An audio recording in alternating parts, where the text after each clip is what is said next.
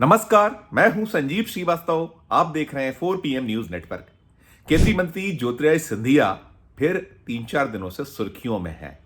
हालांकि मोदी थ्री में मोदी O3 में वैसी सुर्खियां उन्हें नहीं मिल पा रही थी जैसी कि मोदी O2 में थी। और मोदी O2 में केंद्रीय उड्डयन मंत्री वे थे और अब केंद्र मंत्री हैं, लेकिन विभाग बदलने के बाद वो जो उनका कामकाज था, उनका जो एक आक्रामक अंदाज था, वो थोड़ा सा इस बार कम नजर आया है। और कम नजर आने के साथ साथ जो 6 माह इस मोदी O3 को हो रहे हैं, उसमें सिंधिया जैसे मोदी O2 में बहुत ज्यादा दिखा करते थे, सुर्खियों में रहते थे, वैसी बात नहीं। और इसके कारण कई हो सकते हैं और उसमें बहुत कुछ चीजें छुपी नहीं कि भारतीय जनता पार्टी अपने तरीके से अपने नेताओं का उपयोग करती। खैर, वो सब तो अपनी जगह है, लेकिन जो ज्योतिरादित्य सिंधिया हैं, उनका जो ये सुर्खियों में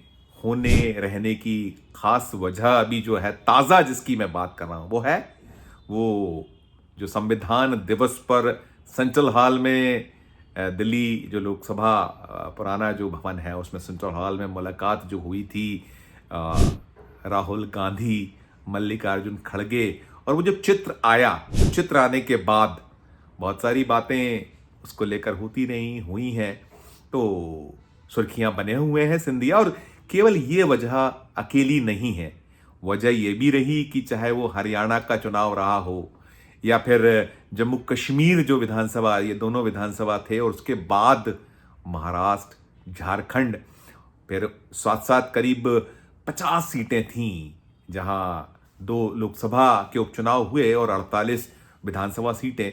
तो जैसा सिंधिया का उपयोग कभी कांग्रेस में होता था और उसके जब वो भारतीय जनता पार्टी में गए तो मोदी O2 का जो दौर था उसमें तो दिखे, और जब विधानसभाओं के चुनाव हुए तब भी उनका उपयोग होता दिखा, लेकिन अभी उस तरीके से सिंधिया दिखाई नहीं दिए मैदान में। जो चुनावी मैदान होता है, वे भारतीय जनता पार्टी के हैं, पहले वो कांग्रेस के होते थे और कांग्रेस में बरसों बरस वो मध्य प्रदेश में तो जो चुनाव अभियान समिति के प्रमुख रहे और तमाम दायित्व रहे, और एक दौर में जो 2018 वाला दौर था, मुख्यमंत्री पद के दावेदारों में थे, और बाकी सब कुछ 2018 के बाद क्या कुछ हुआ था देश ने देखा और जाना। लेकिन अभी सिंधिया सुर्खियों में फिर हैं, तो उसकी कई वजह हैं। उसमें मध्य प्रदेश की 2 विधानसभाओं के उपचुनाव भी शामिल रहे।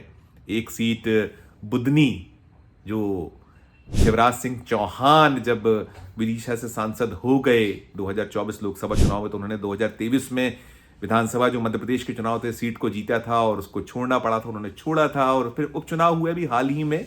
साथ साथ दूसरी सीट जो ज्योतिरादित्य सिंधिया का अपना एक प्रभाव वाला क्षेत्र माना जाता है, ग्वालियर चंबल संभाग क्षेत्र, वहां की एक सीट थी जो श्योपुर जिले की विजयपुर सीट। और उस सीट पर भी बड़ा दिलचस्प है कि वो वहां मोहन यादव सरकार में जो मंत्री थे, अभी हम उसको टेक्निकली कह सकते हैं अभी मंत्री हैं, वो वन विभाग का दायित्व था उनके पास, वो भी कांग्रेस छोड़कर भारतीय जनता पार्टी में आए थे लोकसभा चुनाव 2024 के दौरान। वो जो एक सीट वहां फंसी हुई थी, मुरैना सीट, उस सीट पर जिस तरीके का एक दृश्य था, उस दृश्य के चलते उनको किस तरीके से तोड़ा और फोड़ा गया था कांग्रेस से, और वो आ गए थे, और फिर उनको बाद में उसके एवज में मंत्री पद मिला था मोहन यादव सरकार में।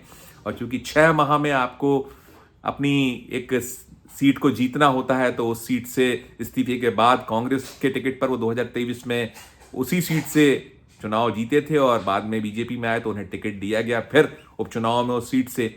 तो इस बार उनकी दाल नहीं गली, वो चुनाव हार गए। उन्होंने अपने पद से इस्तीफा दे दिया था, इस्तीफा पहुंच चुका था, लेकिन भी वो मंजूर नहीं हुआ इस्तीफा। मुख्यमंत्री मोहन यादव बाहर थे, हिंदुस्तान के बाहर थे, वो जो निवेशकों के लिए अलग अलग देशों में यात्रा कर रहे थे, अब लौट रहे, तो ऐसा माना जा रहा है उनके इस्तीफे को लेकर फैसला होगा। लेकिन जो सिंधिया का सुर्खियों में रहना है, जो मूल विषय जो मेरी खबर का है, उसमें सिंधिया पर बहुत सारे इल्जामात रहे। उस जो वो सीट हार गई भारतीय जनता पार्टी, उस सीट पर हार को लेकर जो तमाम ठीकरा फोड़ा गया रामनिवास रावत द्वारा, वो तो अपनी जगह उन्होंने कहा भी था। रामनिवास रावत ने, हमने उससे जुड़ी खबर आप लोगों को दिखाई थी अपने दर्शकों को 4 PM के, उसमें कह रहे थे रामनिवास रावत कि जो एक रिपोर्ट है वो प्रस्तुत करेंगे पार्टी को, अपनी क्या कुछ वहां कमियां पेशियां रहीं, क्या दिक्कतें पैदा हुई, और सबोटेज की भी बातें थी तो उसको लेकर भी उन्हें बेबाकी से बातें की थी। और रामनिवास रावत भी एक बड़े ऐसे नेता थे कांग्रेस में जिन्होंने कई बार उस सीट पे चुनाव जीता और विपरीत हालातों में चुनाव जीतते रहे। जब 2003 में मध्य प्रदेश में कांग्रेस का सूपड़ा साफ हो गया था, 230 सीटों वाले मध्य प्रदेश में सिर्फ 38 सीटों पर जब कांग्रेस टिक गई थी, बुरी तरीके से हार हुई थी, तब उस सीट को जीता था। लेकिन अभी जब उपचुनाव हुए तो उसमें जनता ने नकार दिया और भारतीय जनता पार्टी वहां खेत रही और कांग्रेस उस सीट को जीतने में कामयाब हो गई। तो वो सब अपनी जगह है। जो ये रार चल रही है, तकरार चल रही है, एक तो ये रहा कि सिंधिया का उपयोग नहीं हो रहा है, और उपयोग नहीं हो रहा है इस पर अब खुद सिंधिया ने मोहर लगा दी है। क्योंकि जब विजयपुर सीट पर हार की बात हुई, ये जो श्योपुर जिले की विजयपुर सीट जिसमें कहा गया कि ज्योतिरादित्य सिंधिया ने प्रचार नहीं किया, वे आते तो शायद कुछ भारतीय जनता पार्टी के पक्ष में बातें होती, और उसकी वजह दूसरी भी रही थी कि जब सिंधिया ने कांग्रेस से बगावत की थी तो यही रामनिवास रावत जो सिंधिया के खेमे से माने जाते थे, गिने जाते थे, उन्होंने कांग्रेस तब नहीं छोड़ी थी।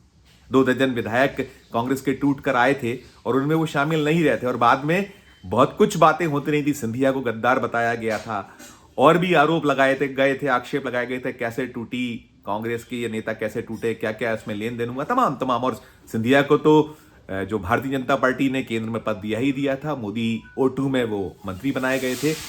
तो अब जो सब कुछ चल रहा है इस वक्त, जो एक तकरार है, रार है, तो सिंधिया का जो बयान आया है, दिलचस्प है वो बयान, वो मैं आपको दिखाता सुनाता हूं। लेकिन उन्होंने कहा है कि भाई मुझे तो कहा ही नहीं गया पार्टी की ओर से कि आप जाइए और प्रचार करिए। अब ये भी एक दिलचस्प सी बात है, बड़ी एक विस्मयकारी बात है कि सिंधिया अपने प्रभाव को जानते हैं, वो सब कुछ उससे किसी से छुपा नहीं है। और ये भी एक बड़ा ऐसा प्रश्न है जिससे अब मध्य प्रदेश में पार्टी में जिस तरीके का एक द्वंद्व है वो भी उभर कर सामने आता है। क्योंकि अगर सिंधिया का वहां प्रभाव और बीजेपी ने उन्हें नहीं बुलाया तो सवाल तो पैदा होता ही होता है। क्योंकि सिंधिया खुद कह रहे हैं, सुनिए पहले आप सिंधिया को। सिंधिया वो जो सीट है जो हारे हैं, विजयपुर सीट उपचुनाव, विजयपुर वन मंत्री जो हार गए उनके रामनिवास रावत, तो क्या कुछ कहा है सिंधिया ने, पहले वो सुनिए, फिर मैं करूंगा आगे की बात। उसमें हमें चिंतन करना होगा, जरूर चिंता की बात है, पर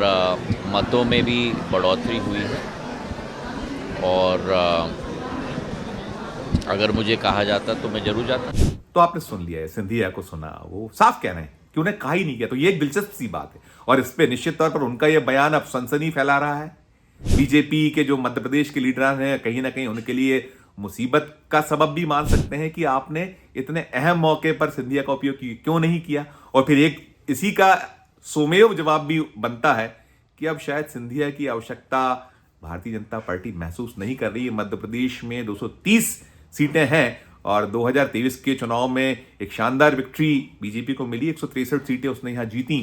तो शायद अब मध्य प्रदेश में भी सिंधिया की जरूरत नहीं। और देश में भी बार बार सवाल उठा था कि महाराष्ट्र जहां सिंधिया जो घराना है, सिंधिया परिवार है, उसका दबदबा माना जाता था। जब माधवराव सिंधिया जी जीवित होते थे तो वो निरंतर चुनाव किया करते थे, पैन इंडिया लीडर वे होते थे और जगह जगह जाते थे। तो ऐसी ज्योतिरादित्य सिंधिया की भी छवि रही है जब तक वो कांग्रेस में रहे हैं, और उन्होंने देश भर में कांग्रेस के लिए प्रचार किया। उत्तर प्रदेश तो कौन भूला होगा, उन्हें तो वहां प्रियंका गांधी के साथ एक दायित्व मिला ही मिला था, और महाराष्ट्र में उनका उपयोग कांग्रेस करती थी। और भारतीय जनता पार्टी भी शुरू में उनको कहीं उपयोग करने का प्रयास किया था, दिखे थे वो।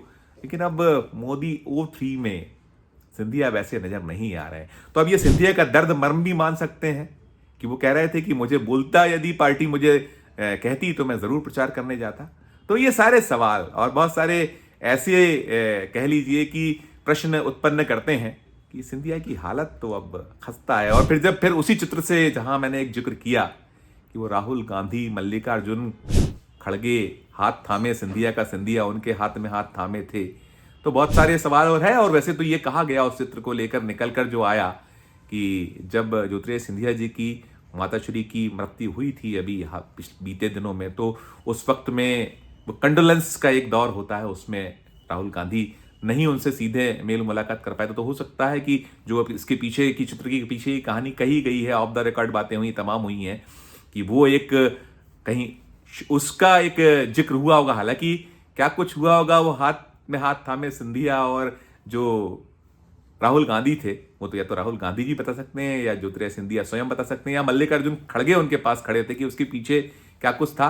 लेकिन हाँ देखिए, राजनीति है और राजनीति में जो ऐसे सितारा लीडरान होते हैं और अगर वो विरोधी दलों में हैं और में मेल मुलाकातें होती हैं तो कहीं ना कहीं खबरें बनती हैं, तमाम कयासबाजी होती है, अटकलें लगाई जाती हैं। और वैसे इस बात में कोई कहना गलत नहीं होगा कि सिंधिया घुटन तो महसूस करते होंगे अब भारतीय जनता पार्टी में। जिस तरीके से भारतीय जनता पार्टी में बहुत बहुत ऐसी स्थिति में है वो जो दिखता है, राजनीति में बहुत कुछ चीजें दिखने से, बॉडी लैंग्वेज से बहुत कुछ उत्पन्न होता है, दिखता है, साफ होता है, उसी से कई बातें सुनिश्चित होती हैं।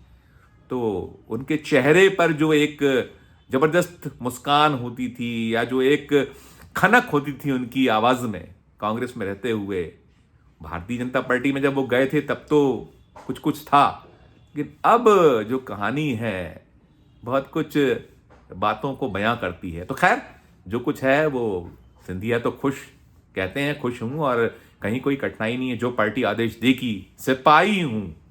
और अब तो वो महाराज और तमाम, हालांकि महाराज तो दौर बहुत पहले खत्म हो चुका था, लेकिन वो चेहरे का अवसाद, दावा भली सिंधिया करे कि खुश है और जहां जो उनका उपयोग है जब कहेगी पार्टी तो करेंगे, लेकिन अब वो बात नहीं है। इस वीडियो में फिलहाल इतना ही। हम फिर किसी नए विषय, किसी नए खबर के साथ आपके समक्ष उपस्थित होंगे। और हमारा अनुरोध जैसा होता है कि यदि ये खबर आपको अच्छी लगी तो हमारे चैनल को लाइक कीजिए, सब्सक्राइब कीजिए, ज्वाइन का बटन ना दबाया तो वो भी जरूर दबाइए।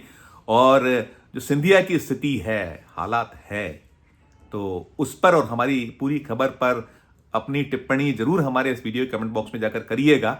और प्यार और स्नेह बनाए रखिए और देखते रहिए 4 PM न्यूज नेटवर्क। धन्यवाद, नमस्कार।